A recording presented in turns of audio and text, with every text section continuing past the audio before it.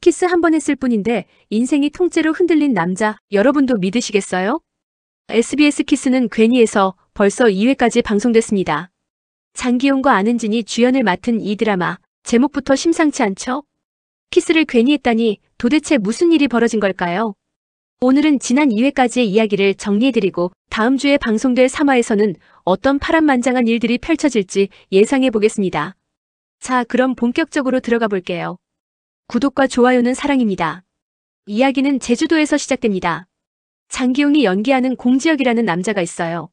32살의 화려한 스펙을 자랑하는 엘리트 컨설턴트입니다. 스타트업들의 글로벌 진출을 이끌고 투자 유치를 성사시키는 이 바닥에서는 제법 이름난 사람이죠. 그런데 이 남자에게는 확고한 원칙이 하나 있었어요. 프로젝트도 6개월 이상 끌지 않고 연애는 더더욱 그렇다는 거예요. 사랑이니 결혼이니 하는 감정적인 것들은 자기 인생의 우선순위에 아예 없었던 거죠. 철두철미하게 일만 보는 남자였습니다. 그런 그가 제주도로 출장을 가요. 목적은 딱 하나, 김정권이라는 천재 개발자를 자기 편으로 만드는 것. 그런데 바닷가에서 우연히 한 여자를 만나게 됩니다. 바로 안은진이 연기하는 고다림이에요. 다림이는 어떤 사람일까요? 30살의 이 여성은요, 솔직히 말하면 인생이 좀 꼬인 상태예요. 그럭저럭 대학은 나왔는데 취업은 번번이 떨어지고 5년째 공무원 시험 준비 중인 이른바 장수생입니다. 아르바이트로 근근히 생계를 이어가는 처지죠. 그런 그녀가 왜 제주도에 있었을까요? 동생 결혼식이 있었는데 동생이 언니를 부끄러워해서 아예 식장에 오지 말라고 했대요. 대신 여행비를 쥐어줬고 다림이는 마지못해 제주도로 온 거였죠. 참 씁쓸한 상황 아닙니까? 그런데 이 두 사람이 얽히게 된 계기가 참 재밌어요. 다림이의 전 남자친구가 바로 지혁이 스카우트하려는 그 김정권이었던 거예요. 지혁은 순간 이걸 기회로 봤죠. 다림이에게 제안합니다. 하루만 자기 여자친구 행세를 해달라고요. 대신 돈을 주겠다고 했어요. 다림이도 절박했죠. 여행비는 다 떨어졌고 병원비까지 물게 생긴 상황이었으니까요. 그래서 둘은 하루 동안 위장 연인이 되기로 합니다.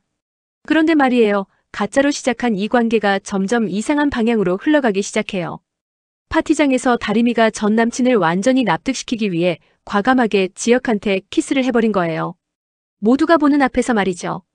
그 순간 뭔가가 터진 겁니다. 마치 머릿속에서 다이너마이트가 펑 터진 것처럼 두 사람 다 완전히 얼어붙었어요. 그리고 그 키스 이후로 둘의 눈빛이 완전히 달라졌습니다. 다음 날 지혁은 다림이에게 용기 내서 말해요. 하루만 더 같이 있고 싶다고, 이번엔 사적으로 만나고 싶다고요. 그렇게 둘은 제주도 곳곳을 누비며 진짜 연인처럼 시간을 보냅니다. 자전거도 타고 바닷가도 걷고 음식도 나눠 먹으면서요. 배 위에서 사고가 났을 때는 지혁이 다림이를 구해주기도 했어요. 그렇게 젖은 채로 서로를 바라보던 그 눈빛, 그리고 이어진 두 번째 키스. 이건 이제 연기가 아니었죠. 진짜 감정이 된 겁니다. 그런데 이 달콤한 시간이 갑자기 끝나버려요. 다림이한테 급한 전화가 온 거예요. 서울에 있는 엄마가 결혼식장에서 쓰러졌다는 거죠. 다림이는 지혁한테 제대로 된 인사도 못하고 황급히 제주도를 떠납니다. 지혁은 공항까지 뛰어갔지만 결국 그녀를 놓치고 말아요. 손에 남은 건 그녀가 준 네잎클로버 하나, 그리고 할아버지 나무가 있는 동네에 산다는 애매한 정보뿐이었죠. 서울로 돌아온 다림이의 상황은 정말 심각했습니다. 도대체 무슨 일이 벌어진 걸까요? 동생 다정이가 엄청난 사고를 친 거예요. 예비 신랑과 함께 엄마 몰래 적금을 깨고 집까지 담보로 잡아서 대출을 받았대요. 그 돈으로 뭘 했냐고요? 코인 투자를 했다가 몽땅 날려버린 겁니다. 설상가상으로 사채까지 끌어다 썼다고 하네요. 결혼식 당일 사채업자들이 식장에 들이닥쳤어요. 그 충격에 다림이 엄마가 그 자리에서 쓰러지신 거죠. 심근경색이었습니다. 그리고 동생은 미안하다는 문자 하나 남기고 잠적해버렸고요. 다림이는 이제 모든 걸 혼자 책임져야 하는 상황에 놓인 겁니다. 엄마 수술비, 집 경매 맡기, 사채업자 독촉까지. 머리가 터질 지경이었죠. 그래서 다림이는 낮에는 편의점 아르바이트, 밤에는 배달일까지 하면서 정신없이 돈을 벌기 시작해요. 가끔씩 제주도에서의 그 달콤했던 시간들이 떠오르지만 지금은 생존이 먼저였죠. 한편 지혁은 어땠을까요? 그도 나름대로 복잡한 가정사에 얽혀 있었습니다. 지혁의 아버지 공창호는 국내 1위 육아용품 회사인 내추럴베베의 회장이에요. 겉으로는 따뜻한 가족 기업 이미지를 내세우지만 실제로는 전혀 그렇지 않아요. 지혁의 엄마 김인혜는 원래 회사 창립 멤버였어요. 남편과 함께 이 회사를 일군 공로자였죠. 그런데 남편의 불륜을 알게 된 후 심한 우울증에 빠졌고 결국 정신병원에 장기 입원하게 됐습니다. 더 가슴 아픈 건 아버지가 엄마를 이용한다는 거예요. 필요할 때만 병원에서 데려와서 공식 석상에 세워놓고 행복한 부부 코스프레를 하는 거죠. 엄마는 점점 더 무기력해져만 갔어요. 지혁은 그런 엄마를 보며 자랐습니다. 그래서 아버지를 증오했고 아버지 회사와는 절대 엮이지 않겠다고 다짐했죠.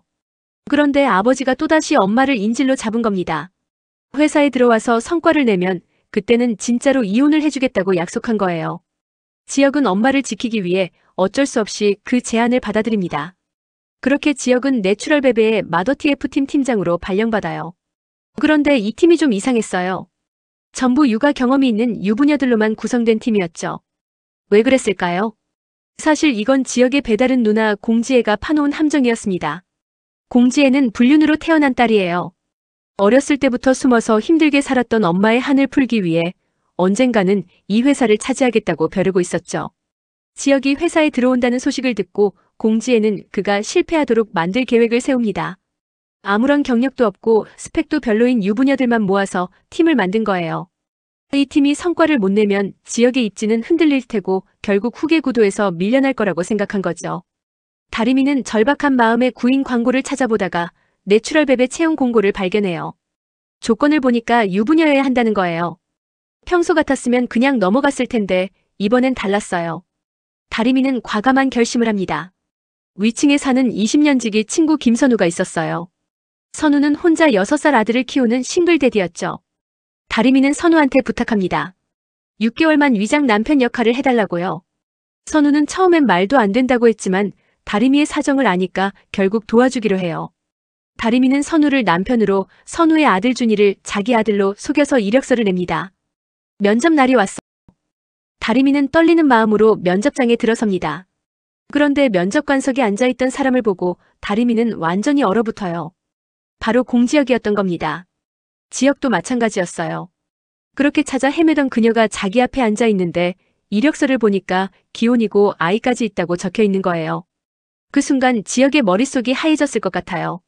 제주도에서 그렇게 진하게 키스하고 하루 더 만나고 싶다고 했던 그 여자가 사실은 유부녀였다니. 자기가 불륜남이 될 뻔했다는 생각에 배신감이 밀려왔겠죠. 자, 이제부터가 본격적인 시작이에요. 3화에서는 어떤 일들이 벌어질까요? 첫 출근한 다리미는 복잡한 마음이었을 겁니다. 팀장이 하필이면 그 사람이라니. 매일 얼굴 보고 일해야 하는데 이 거짓말을 계속 유지할 수 있을지 걱정도 되고요. 지혁은 옥상으로 다리미를 불렀어요. 둘만의 대화가 필요했을 테니까요. 왜 남자친구 없다고 했냐고 다그쳤을 때 다리미는 이렇게 대답했어요. 남자친구가 없다고 했지 남편이 없다고는 안 했다고요. 지혁 입장에서는 정말 화가 납니다. 자기를 완전히 속인 거잖아요. 그래서 사직서를 내라고 소리칩니다. 회사 안에서 널 볼 수가 없다고요. 그런데 다리미도 만만치 않아요. 자기는 나갈 수 없으니까 팀장님이 나가시라고 맞받아칩니다. 둘 다 이 회사에 있어야 하는 절박한 이유가 있잖아요. 그럼 누가 더 간절한지 겨뤄보자는 거죠. 결국 둘 다 회사를 그만둘 수가 없어요. 그렇게 시작된 직장 생활은 정말 고역이었을 것 같습니다. 지혁은 아마 다리미를 못살게 굴었을 거예요. 일부러 어려운 업무를 주거나 사소한 실수도 놓치지 않고 지적하겠죠.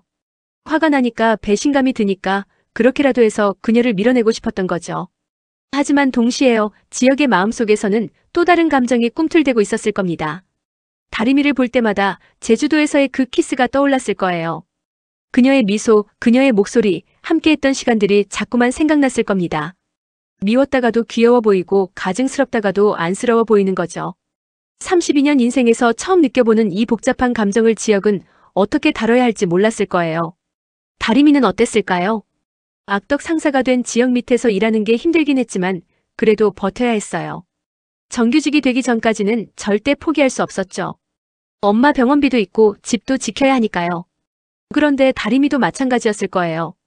지혁을 볼 때마다 가슴이 두근거렸을 겁니다. 미안한 마음도 들고 그리운 마음도 들고 그러면서도 들키면 안 된다는 긴장감도 있었겠죠. 회사에서는 공지의 방해 공작도 슬슬 시작될 거예요. 마더TF팀이 성과를 내지 못하도록 온갖 장애물을 만들 겁니다. 그런 와중에도 다림은 열심으로 일을 할 것입니다. 다른 팀원들도 호응하고 조금씩 성과가 나기 시작합니다. 지혁은 그런 다리미를 보면서 또 마음이 흔들릴 거예요. 능력도 있고 열정도 있고 뭔가 특별한 구석이 있는 사람이었으니까요. 한편으로는 다리미의 위장 부부 생활에도 균열이 생기기 시작했을 것 같아요. 재벌가 막내딸인 유하영이라는 인물이 있어요. 이 사람이 선우한테 관심을 보이기 시작했거든요. 선우는 사진작가인데 유하영이 선우의 작품을 좋아하게 됐고 작품만큼이나 선우라는 사람도 좋아하게 된 거죠. 그러다가 다리미와 선우가 위장부부라는 걸 알게 될 거예요. 유하영은 그럼 자기한테도 기회가 있다고 생각했을 겁니다. 선우한테 적극적으로 대시하기 시작하죠. 이 삼각관계가 어떻게 흘러갈지도 앞으로 지켜볼 포인트예요. 다리미는 월급을 받기 전까지 버텨야 했죠. 잠적한 동생 다정이 문제도 언제 터질지 몰라요. 다림에게는 사채업자들의 빚독촉이 시작될 거예요. 다리미한테는 정말 사방이 위기였던 겁니다. 여러분, 지금까지 2회까지의 내용을 정리하고 3화 예상 내용을 함께 살펴봤는데요. 어떠셨나요? 사실 이 드라마가 재밌는 이유는 단순히 로맨스만 다루는 게 아니라는 점이에요. 생계를 위해 거짓말을 해야 하는 다리미의 현실적인 고민, 가족을 지키기 위해 원치 않는 선택을 해야 하는 지역의 아픔, 이런 것들이 다 녹아있거든요. 가장으로서의 책임감, 가족을 위한 희생, 그러면서도 포기하지 않는 자기 자신. 다림이라는 캐릭터가 바로 그런 모습을 보여주고 있죠. 지역이라는 캐릭터도 단순한 완벽남이 아니에요. 엄마를 지키지 못한 자책감, 아버지에 대한 분노, 처음 느껴보는 사랑 앞에서의 혼란. 이런 복잡한 감정들을 장기용 배우가 정말 섬세하게 표현하고 있어요. 앞으로 두 사람이 이 오해를 어떻게 풀어갈지, 거짓말은 언제 들통날지, 공지의 방해 공작은 어떻게 막아낼지 정말 궁금한 게 한두 가지가 아니네요. 무엇보다 두 사람의 소갈이 로맨스가 어떻게 전개될지가 가장 기대됩니다. 서로를 원하면서도 가까이 갈 수 없는 이 답답한 상황, 그 안에서 피어나는 진심 어린 감정들 말이에요. 이번 주 수요일 키스는 괜히에서 3화가 정말 기다려지네요. 여러분도 꼭 보시고 댓글로 의견 남겨주세요. 오늘 영상이 도움되셨다면 구독과 좋아요 꼭 눌러주시고요. 다음 영상에서 또 만나요. 감사합니다.